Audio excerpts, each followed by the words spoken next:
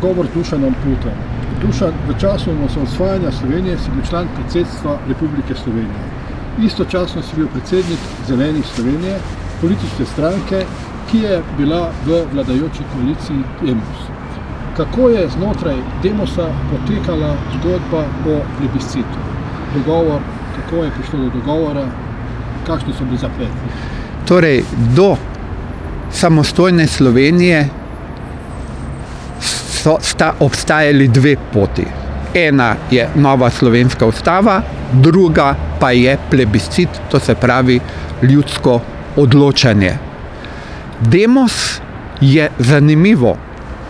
Januarja 1990. leta predvidel v deklaraciji o samoodločbi predvidel plebiscit kot pomemben akt k osamosvojitvi Slovenije.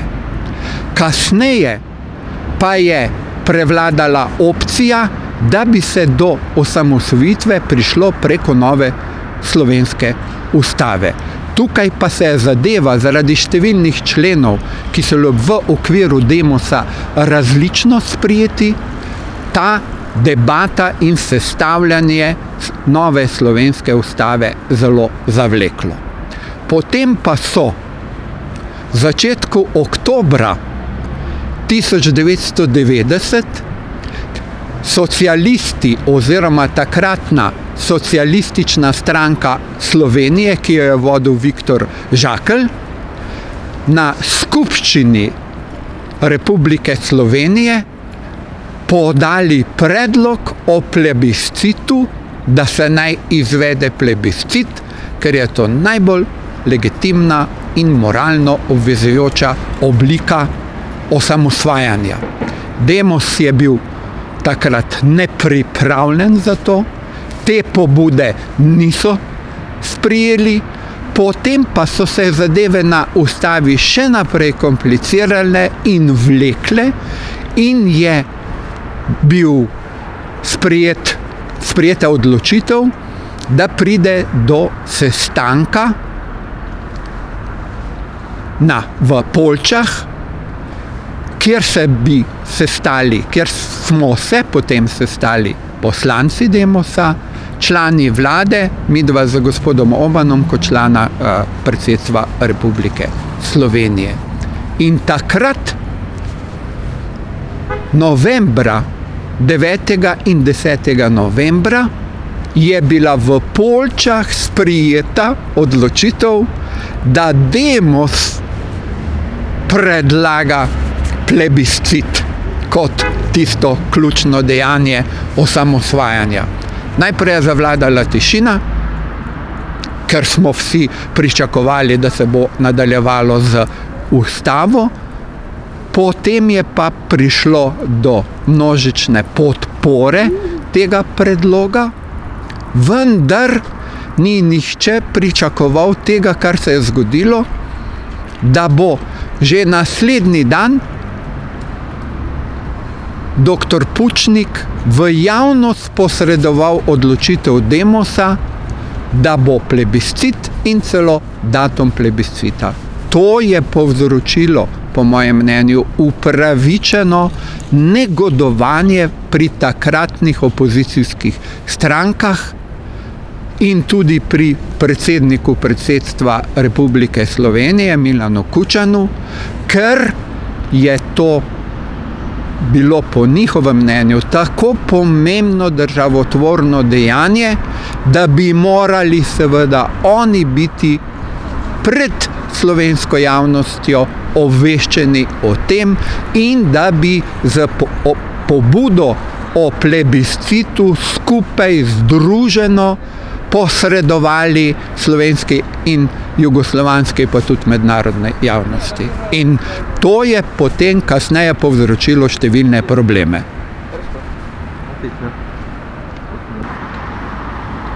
Kakšni so bili pa zapleti glede kvoruma za plebiscit in kakšno vlogo je tukaj odigralo predsedstvo Republike Slovenije?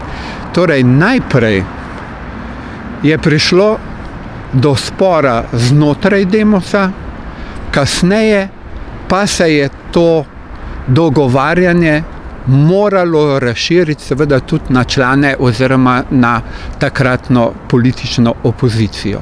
Kje je bil ključen problem? Demos si je na vsak način želel, da do osamosvojitve izredno hitro pride. Imel pa je, prisotna je bila pa pri njem velika zaskrbljenost, ali se bodo zaradi napetih odnosov v takratni Jugoslaviji, ali ne bo prišlo do kakšnega posredovanja vojaškega, kar bi, ali pa močne grožnje o vojaškem posredovanju, kar bi po njihovem mnenju nekako zmanjšalo udeležbo na plebiscitu. Tukaj gre zdaj za to bistveno razliko. Absolutna večina pomeni to, da je večina volilnih upravičencev za samostojno in neodvisno Slovenijo. To se pravi, da večina vseh volilnih upravičencev za samostojno in neodvisno Slovenijo na plebiscitu glasuje. Relativna večina pa pomeni, da od tistih, ki so prišli na volitve, večina glasuje za samostojno in neodvisno Slovenijo. In Demos je v začetku zagovarjal prvo oziroma drugo opcijo, to se pravi relativno večino. Zanimivo pa, da opozicijske stranke iz nekdanjega političnega sistema pa so zagovarjale načelo doseganja absolutne večine, to se pravi, da večina volilnih upravičencev glasuje za samostojno Slovenijo. In tukaj so bili seveda zelo glasni in javni spori, kjer je Demos očital takratnim opozicijskim strankam, da pravzaprav ne želijo, da bi prišlo do samostojne in neodvisne Slovenije, kar po mojem mnenju absolutno ni držalo, ker je bilo že predtem jasno in glasno, da vse parlamentarne stranke, vladne in opozicijske, zagovarjajo samostojno in neodvisno Slovenijo. Torej kot pogoj za kakršnekoli pogovore z drugimi takratnimi jugoslovanskimi republikami. Se pravi, Demos, bi lahko rekli, ni zaupal, da bo ljudstvo odločilo se za samostojno Slovenijo.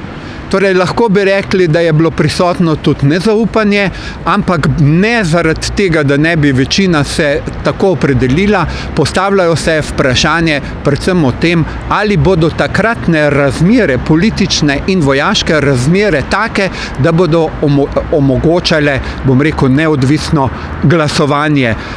Mislim pa, da je tudi kasneje opozicija upravičeno nekako postavila stališče, da je prisotna tudi določena stopnja nezaupanja do izida plebiscita, morda tudi zaradi tega, ker so na tem plebiscitu glasovali ne samo predstavniki, bom rekel, slovenskega naroda, ampak tudi predstavniki iz drugih republik jugoslovanskih, kar se je pa kasneje pokazalo kot popolnoma neutemeljeno.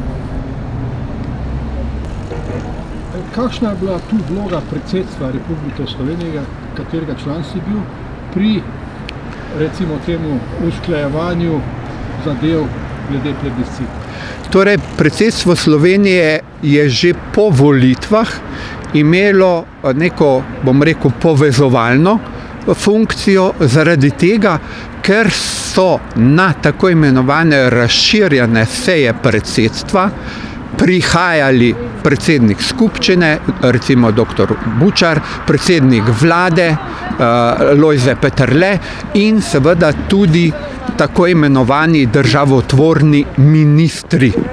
To se pravi, na predsedstvu so se poskušale konsenzualno sprijeti odločitve, ki so potem pomembne za usodo Slovenije in za celoten osamosvojitveni proces. In predsedstvo v prvi fazi plebiscita, ker je to prišlo v javnost, predno je bilo predsedstvo sploh obveščeno, je seveda zaradi tega prišlo do negodovanja in tudi zaskrbljenosti predsednika predsedstva Milana Kučana, ki je sodil, in to po mojem mnenju upravičeno, da je to tako pomembno državotvorno dejanje, da bi moralo priti do skupnega nastopa že glede samega plebiscita in glede datuma plebiscita.